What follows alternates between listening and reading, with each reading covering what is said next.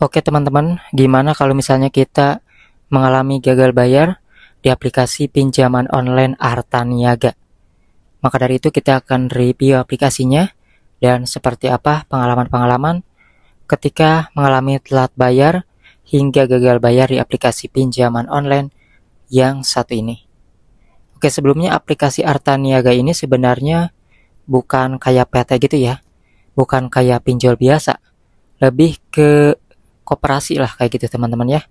Namun tentunya di sini juga aplikasi bentuknya dan ya tidak jauh berbeda seperti pinjaman online, hanya saja sedikit berbeda dari mekanismenya.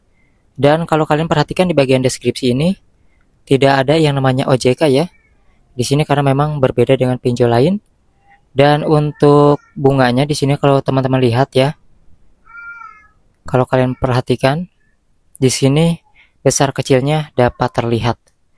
Dimulai dari produk pinjaman beserta contoh, total tagihan beserta bunga ketika kita melakukan pinjaman di nominal tenor tertentu. Walaupun begitu, tentunya jangan terkecoh dengan bunga yang lumayan kecil, tapi terkadang ada juga tenornya yang kecepatan. Nah, kemudian mengenai gagal bayar di aplikasi Arta Niaga ini, apakah ada DC lapangan atau tidak? Jawabannya sih belum ada yang mengalami didatangi oleh DC-nya ya. Hanya saja ditagih lewat ya via telepon ataupun apapun yang bisa dihubungi, biasanya hanya lewat situ karena kan dia berjenis koperasi. Jadi buat teman-teman kalau misalnya punya utang di aplikasi ini ya gak perlu panik juga sih. Aplikasinya di sini limitnya hingga 20 juta. Nggak terlalu besar, nggak terlalu kecil juga.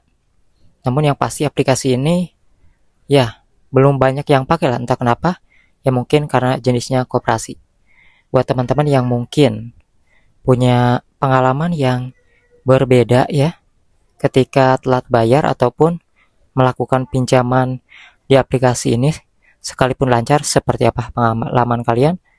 Share aja, tulis di kolom komentar apakah aplikasi ini bagus ya, direkomendasikan untuk yang lain atau enggak, karena setiap orang akan mengalami berbeda-beda perlakuan dari DC yang dimiliki oleh si aplikasi Arta Niaga ini teman-teman. Yang pasti aplikasi ini tentunya bukanlah aplikasi yang dikatakan ilegal juga, enggak sebenarnya, karena kan dia berjenis koperasi meskipun tidak begitu diawasi oleh OJK teman-teman.